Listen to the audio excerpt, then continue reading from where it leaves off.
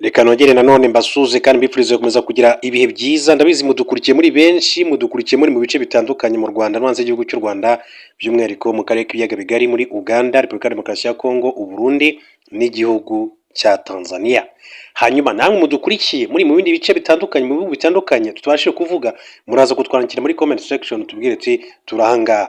Hanyuma abari muri Canada, abari muri Leta Zunze Ubumwe za Amerika, na mwese basuza cyane kuko mukunze kwereka ko muba muri kumwe natwe 5 kuri 5. Hari inkuru yihutirwa kuri Madame Jeannette Kagame, ni umufasha w'umukuru w'igihugu cy'u Rwanda, nyakubahwa Perezida wa Repubulika y'u Rwanda Paul Kagame. Perezida Donald Trump wa Leta Zunze Ubumwe za Amerika amaze gufata icyemezo gikomeye n'itangazo rimaze gusohorwa na White House, ibiro by'umukuru w'igihugu cya Leta Zunze Ubumwe za Amerika. Mbere yuko tugaruka rero kuri iyo nkuru nyirizina, ndabanza nkabaha inshamake y'andi makuru y'ingenzi abagezweho. Reka tunahere kuri inkuru y'umukuru w'igihugu cy'u Rwanda nyakubahwa Perezida Paul Kagame ivuga yuko ategerejwe mu ruzinduko muri Botswana. Guverinoma ya Botswana yatangaje ko Perezida Kagame azagira uruzinduko muri icyo gihugu ku itariki ya 6 Gicurasi kugeza ku itariki ya 7 Gicurasi uyu mwaka ku butumire bwa mugenzi we Duma Gideon Boko. Uruzinduko byitezwe ko ruzakurikira inama ya kabiri ya komisiyo ihuriweho n'ibihugu byombi izaba ku itariki ya 4 itariki ya 5 Gicurasi ni kwezi kwa 5, ikiga ku buryo bwo gushimangira umubano hagati y'ibihugu byombi. Uruzinduko ni intambwe nziza yo gushimangira umubano hagati ya Botswana n'u Rwanda mu ngeri zirimo ubufatanye mu bukungu, hazanareberwa hamwe intambwe imaze guterwa kuva komisiyo ihuriweho n'ibihugu yatangira imirimo yayo muri 2019. Byitezwe ko abakuru b'ibihugu byombi bazagirana ibiganiro bigagaruka ku bucuruzi bukorwa hifashishijwe ikoranabuhanga, ubukerarugendo, ku bijyanye n'inkingo z'amatungo, gutwara abantu, ubufatanye mu kongera agaciro amabuye y'agaciro na diyama n'ibindi. Itangazo rya guverinoma ya Botswana rivuga ko Perezida Kagame azasura ikigo gicuruza diyama ya Botswana cyitwa Diamond Trading Company Botswana DTCB.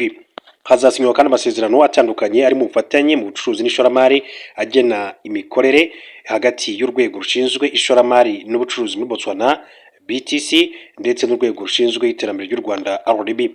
Biteganyijwe ko hazaba inama iziga ku bucuruzi hagati y'ibihugu izaba ku itariki ya 5 Gicurasi. Perezida Kagame byatangajwe ko azajya muri Botswana aherekejwe n'abandi bayobozi muri guverinoma n'abahagarariye inzego z'ubucuruzi mu gihugu cy'u Rwanda. Mbere gato ko tujya kuri Madame Jeannette Kagame, reka duce mu gihugu cy'u Burundi mabwire ko ni inkuru ibabaje cyane, aho polisi y'u Burundi yarashe abakekwaho kwinjiza ikawa mu gihugu cy'u Rwanda. Ku itariki 29 Mata 2026 polisi y'u Burundi yarashe abarundi babiri bashinjwaga kugerageza kwinjiza ikawa mu Rwanda binyuze mu nzira zitemewe n'amategeko, bombi bahita bapfa. Mu gitondo cy'uwo munsi nibwo abapolisi bakorera mu gace ka Mharambirundi, komini ya Kayanza mu ntara ya Butanyerera hafi y'umupaka w'u Rwanda n'u Burundi bataye muri yombi abantu 4 babashinja ubucuruzi bw'amagendu. Abapolisi n'abayobozi bo mu nzego z'ibanze bavuga ko aba bantu bari bafite ibiro hagati ya 40 na 60 kandi ko byagaragaraga ko icyo bashaka ari ukubyambutsa umupaka umaze imyaka 2 ufunze. Abata muri yombi bajyanywe kuri sitasiyo ya polisi ya Mharambirundi, babiri muri bo bahitaro baraswa hashingiwe ku itegeko ry'umuyobozi wayo uzwi nka Frank basiga ubuzima. Urubuga SOS Media rwatangaje ko hari amakuru ahamya ko ubuyobozi bwo ku rwego rwo hejuru bwahaye abapolisi bakorera ku mupaka w'u Burundi n'u Rwanda ibwiriza ryo kujya barasa abambutsa ibicuruzwa. Polisi y'u Burundi isobanura ko urusaku rw'amasasu rwumvikanye kuri sitasiyo ya Mharambirundi rwatewe n'uko abaturage bateye imvururu bashaka ko abantu babo bafungurwa, ariko ngo yose yarashwe mu kirere kugira ngo batuze. Minisiteri y'umutekano w'imbere mu Burundi yaraye itangaje ko amakuru avuga ku rupfu rw'abaturage muri Mharambirundi atariyo. Icyakoze yemeje ko hari abafashwe bambukana ikawa kandi ko bazagezwa mu rukiko. Yagize iti nta muntu wishwe kuri zone Mharambirundi, komine Kayanza, intara ya Butanyerera. Abafatanywe ikawa barimo kwambuka igihugu mu buryo butemewe bazacirwa urubanza ako kanya aho buzakera. Nubwo inzego za Leta y'u Burundi zakana urupfu rw'aba baturage, andi makuru avuga ko abapolisi bamaze kubashyingura ariko bahabwa ibwiriza ryo kwemeza ko batishwe bakiri muri kasho. Hanyuma mbere gato ko tujya kuri Madame Jeannette Kagame, reka mbabwire ko ibintu byahinduye isura. Igiciro cy'akagunguru k'ibikomoka kuri peteroli cyazamutseho 7% kirenga amadolari 126. Biba ubwa mbere bibayeho kuva muri 2022 ubwo intambara y'Uburusiya na Ukraine yatangiraga. Iki giciro cyazamutse kuri wa kane tariki ya 30 Mata 2026, no kuvuga uyu munsi, nyuma y'uko igisirikare cya Leta Zunze Ubumwe za Amerika gitangaje ko kiganiriza Perezida Donald Trump ku ngamba nshya zishobora kandi gufatirwa Iran nyuma yo kwinangira ikanga gufungura inzira Hormuz. Amakuru yashyirwa hanze na Axios avuga ko itsinda riyoboye intambara ya Iran ku ruhande rwa Amerika ngo ryaba ryateguye ibitero simusiga kuri iki gihugu nyuma y'uko inzira y'ibiganiro ikomeje kandi kuzamo amananiza. Mu byo ibi bitero bigamije harimo gufungura inzira Hormuz inyuzwamo 20% by'ibikomoka kuri peteroli bijya hirya no hino ku isi. Uruhande rwa Leta Zunze Ubumwe za Amerika ntacyo ruratangaza kuri ibi bitero rushinjwa gutegura. Amakuru y'ibi bitero akimara kandi kujya hanze, igiciro cy'ibikomoka kuri peteroli cyahise kizamuka kigera ku madolari 26 ku kagunguru. Mbere y'uko intambara yo muri Iran itangira, akagunguru kamwe kaguraga arengaho gato 70. Ukuvuga ngo hiyongereho amadolari agera muri 50 arenga hafi 60. Umva ko rero ibintu bitoroshye na gatoya. Hanyuma rero munyemerere tujye kuri Madame Jeannette Kagame, ni umufasha umukuru w'igihugu cy'u Rwanda, nyakubahwa Perezida wa Repubulika y'u Rwanda Paul Kagame.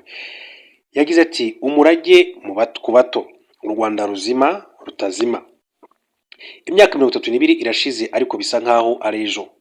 Bato bacu, uyu munsi nifuje kongera kwandika mbatekerezaho by'umwihariko. Umubyeyi wese akora ibiri mu bushobozi bwe ndetse n'ibirenze ngo arinde abe kumva ijwi n'ibikorwa by'inabi. Bana bacu, 32 irashize twibuka jenoside yakorewe abatutsi ndetse n'urugamba rwo kwihagarika. Mbega ukuntu twifuzaga ko urugamba rwo kwirwanya rurangirana natwe. Mbega ukuntu twizeraga ko imvugo jenoside ntizongere ukundi, ibaye ingiro uziraherezo.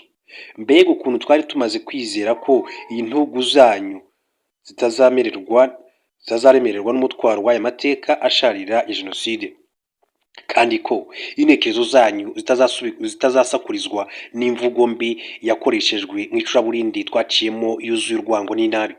Mbega byinshi byiza twatekerezaga bitakunze. Imyaka 32 irashize. Imbaraga mbi zashakaga kuzimya igihugu cyacu hakabura gato ngo zibigereho zakomeje kubaho, zongera kwisuganya, zongera ubushobozi n'amaboko, zabohowe igishura kizifureba n'abaturanyi n'inshuti zabo. Ninde wari gutekereza ko umuryango mpuzamahanga ari wadutunga urutoki tuzira kwirwanaho ngo tubeho? Nyamara wirengagije ko hari n'abasabye imbabazi ko bahisemo kurebera mu gihe kandi ubuzima bwacu, igihugu cyacu, agaciro k'ikiremwa muntu ubusanzwe bashyira imbere byari mu kaga. Nigeze kugira nti jenoside si ikamba twirata, ariko se ntibiteye isoni kubona intwari zitanze ayo mahanga arebera zihagarika jenoside zikongera kubaka igihugu giha bose uburenganzira bw'ikiremwa muntu, ayo mahanga azishyira ku ntebe y'abashinjwa uyu munsi. Izo ntwari zacu zihorwa ko zikomeza kurinda amahoro yacu n'abadukomokaho ngo tutazongera kandi kugerwaho n'icuraburindi ryashegeshe abatubanjirije. Barahorwa ko bakomeje guharanira gusoza isezerano rikomeye cyane ry'uko abanyarwanda batazapfa bwa kabiri. Ni ibirego bidafite ishingiro. Mbega agahomamunwa, mbega uko ukuri kwahinduwe ibinyoma bikaba ari byo bihabwa intebe, kuvuga ko abatugejeje ku gihugu aho buri mwana ashobora kwiyumva nk'umunyarwanda, aho twese turi abanyarwanda, ari bo noneho baba ababiba urwango n'amacakubiri. Ko abashyize ubuzima bwabo mu kaga kugira ngo twese tubeho ari bo uyu munsi bitwa bicanyi n'abakora ibyamfura mbi. Mbega agahinda ko kubona abarokotse aribo bitirirwa ngengabitekerezo y'ababahekuye bakabica bakabagirira nabi. Ngira ngo nta muto wo kuba atabona cyangwa se atumva ibi bintu. Twari tumenyereye ko inkuru z'ibinyoma zigoreka ukuri mu bihe kandi byahise, zagiraga ibihe byazo bigasa n'ibikurikiza ingengabihe runaka, ariko ubu zisa nk'izihoraho. Hari ubwo usanga zivuzwe n'abo isi yita bihangange mu ijwi riranguruye, ubundi ukumva zigabanyije umurindi. Ibi bigatuma nongera kwibaza nti ninde wari kubitekereza? Ninde wari gutekereza ko hari ubwo tuzava mu bihe nk'ibi? Umuntu ntiyavuga ko ari impanuka, bisa n'uruganda rw'ibinyoma rukora ubutitsa. Kugera kuri ibi bisaba imbaraga n'ubushake bwo kunyura mu mateka yacu akomeye kandi agoye gusobanukirwa. Hagati aho, abashaka kugoreka amateka ndetse no gutesha agaciro ibimaze kugerwaho bahimba inkuru zuzuye ibinyoma bakwirakwiza hose. Ikibabaje kandi hari benshi bagwa mu mutego wo kuzemera bakabayobya. Ibi ariko ntimukwiye kubyemera. Mu Kinyarwanda turabizi ko ibuye ryagaga ritaba rikisha isuka. Jenoside yakorewe Abatutsi yateguwe igihe kirekire binyuze mu nyigisho z'urwango zatangwaga n'ubuyobozi ndetse n'imyitozo ya gisirikare yigishaga kwica Abatutsi. Jenoside yakozwe n'abantu benshi, ikorwa mu ruhame, ikorerwa ku misozi aho abaturanyi bishe abo babanaga kandi basangiraga, muri za kiliziya no mu nsengero, ariko cyane cyane yitabiriwe n'urubyiruko. Nimuhumure ariko urubyiruko dufite uyu munsi ruratandukanye. Nkomeza kubitegereza nkababonamo gushishoza n'inyota yo gushaka ukuri, nubwo hari urusaku rwinshi cyane rw'amajwi yashaka kubayobya. Namwe muritwararika mugashishoza, ntimupfe kwemera ibyo muhawe byose nk'amakuru. Nzakomeza kwizera ubushishozi bwanyu n'umutima wanjye wose. Ntabwo tuvuga ngo ntibizongere ukundi kubera ko twizera ko ikibi cyacitse burundu cyangwa kubera ko urugamba rwarangiye. Tubivuga kuko twasobanukiwe ko tugomba guhora turwanya ubutitsa icyo kibi cyagerageje kudutanya ndetse no kurimbura ku isi. Nta yandi mahitamo ahari. Bana bacu, nimuzemere ko iyo nkota ya mugi abiri ariyo yakomeza kugena ahazaza hanyu. Birashoboka se? Ahari ko n'ubundi byari uburyarya. Indangagaciro zitugena nk'ikiremwamuntu zikaba kandi zitarigeze zigira agaciro, tukaba ari twe tutabimenye kare. Dufite ubuyobozi bwiza, leta y'ubumwe idukangurira kandi kwiyunga ndetse no gushyira hamwe ngo tubashe kongera kwiyubaka. Abarokotse Jenoside batanze imbabazi nka kimwe mu by'ingenzi bari basigaranye. Babigiriye bo ubwabo, abadukomokaho ndetse n'igihugu cyacu ngo kitazabona ukundi ibyo babonye. Tuzahora tubibashimira. Hari benshi bashegeshwa n'amahitamo twafashe yo guharanira ejo heza, bikaba nka wa wundi unegura inka n'icebe ryayo, ndetse byinshi mu bikorwa bikoma mu nkokora inabi bagambiriye. Ubanza bakwiriye kwitegura ko bizabavuna iteka, kuko ntiduteze kuduhuka guharanira kubaho kandi neza kw'Abanyarwanda. Nongera kwibaza kandi nti none se Mana y'u Rwanda, iyi si iragana he? Muri iyi si aho ukuri kwacu kubangamira abiyemeje kugoreka amateka yacu, wowe warokotse Jenoside, rubyiruko munyarwanda, ijwi ryawe ni ingenzi kurusha ibindi bihe byose. Muri ibi bihe tugezemo, aho imvugo z'urwango n'ibinyoma kandi bihabwa intebe, kwimenya, kwirwanaho no kurwana ku gaciro kacu ni intwaro ikomeye yo kwanga kongera gupfa. Kuko guceceka ntibibuza ugambirira inabi urugendo yateganyaga, ahubwo biha urwaho uwifuza kugoreka amateka yawe no kuyahindura uko abyumva, bitewe n'uko yaramutse cyangwa se n'inyungu yishakira. Kuba turi mu gihugu cy'amahoro dukesha intwari zabiharaniye ntibizigere kandi biturangaza ngo dukure mu ruge. Urugamba rwacu bunuru nk'uko abakurambere babidusigiye, uzarwanira u Rwanda n'ubundi twe tugira iherezo, ariko u Rwanda rwo ntiruzima. Ntangira ubutumwa navuze ko nubwo 32 ishize umuntu yumva ari nk'ejo. Natekereje ubu butumwa mu ijoro ribanziriza umunsi utangira icyumweru cy'icyunamo, ngandikana umutima uremereye, ariko nsanga ari ngombwa gukomeza ubu butumwa. 32 ishize yatweretse byinshi. Hari ibimenyetso twagiye tubona ko igihe tutarebye neza hari uwatugarura amateka mabi. Icyo gihe kandi twaricaraga tugashaka umuti tukawunywa twese kandi tukabitsinda. 32 ishize twahanganye n'ibihungabana rikomeye, kugendera ku bikomere, tukubaka kandi byose mu bumwe bwacu budakuka. 32 yabaye igihe cyo kubaka inzego, umuryango wongera kugira icyanga cyo kubaho n'abana bavuka bagakura neza, tugahererekanya ubumwe n'ubudaheranwa. 32 ishize uwavutse icyo gihe ubu ni umubyeyi nawe n'umuyobozi nawe. 32 ishize yabaye imyaka yo guhamya intego n'icyerekezo cyo kubaka u Rwanda ruzima rutazima, ariko nanone ni igihe gito cyane cyane, ati ko twe twabanje kurwana n'ibikomeye ndetse na n'ubu. Ntitibeshye rero ko twirare ku mubagabane wacu no hirya no hino ku isi hari byinshi biteye impungenge. Ubugizi bwa nabi buragenda bumenyerwa bugafatwa nk'imigirire isanzwe. Benshi bayoborwa no guharanira inyungu zabo bwite. Ibi ni ibihe bidasanzwe, ariko tugomba kumenya uko tubyitwaramo neza. Nibyo koko uko tugeze mu gihe cyo kwibuka abakomerekejwe n'aya mateka bongera kuremererwa, bakongera kandi kugorwa cyane nayo, kandi niko isi nayo irushaho kuba ahantu hadaha agaciro ayo mateka. turabibona iyo musabwa mu buryo buziguye cyangwa se butaziguye koroshya ijwi, kugabanya uburemere n'ubw'ububabare bwanyu n'ibikomere mwatewe n'aya mateka.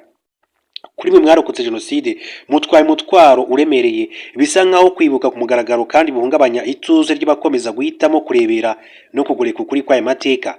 Icyo gitutu kigenda kiyongera kikazamo guceceka. Uko guceceka nta mahoro yemwe, nta n'ikindi cyiza byazana usibye kongera guha umwanzi icyuho cyo kudusonga no gusibanganya ibimenyetso. Ibi tugomba kandi kubyanga dushize amanga. Bisaba ubutwari budasanzwe kuri buri muntu warokotse jenoside ngo abashe kuvuga akaga yanyuzemo.